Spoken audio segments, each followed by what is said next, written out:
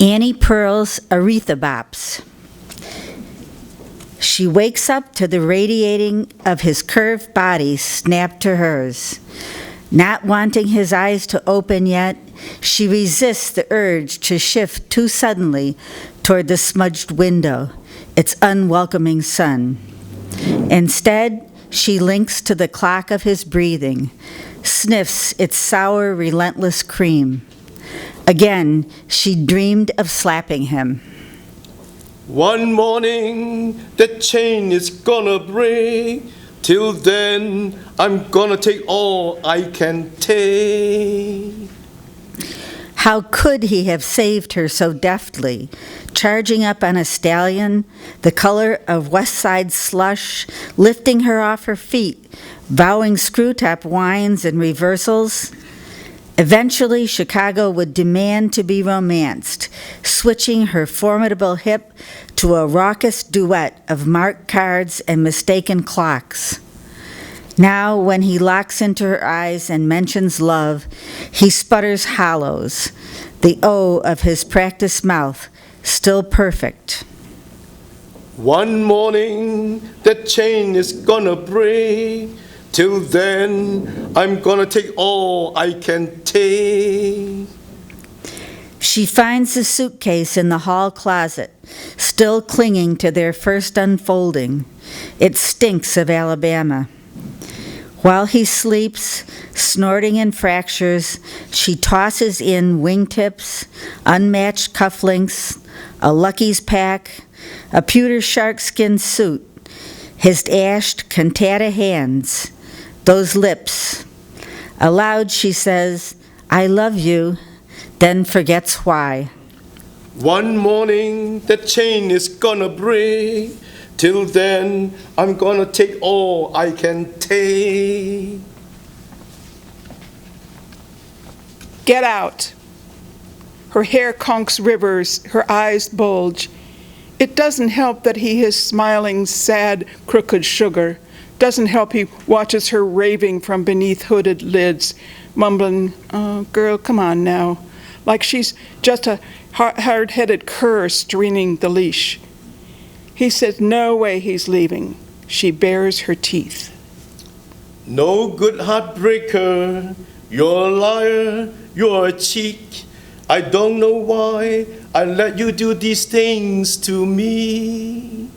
She thinks of his burnt-oranged women, puff-lipped, deep sprints, beehives, wiggled seams snaking the back of their legs, sadity ashes dripping off the edges of bar stools while he spoon-feeds them spirits and meat. She thinks of mouths thrown open, red octave cackles riding a surface of glass, and his hands on them, unthreading her language. Their hurried names, written in whiskey, had sweated out the lining of his pocket. No good heartbreaker, you're a liar, you're a cheat.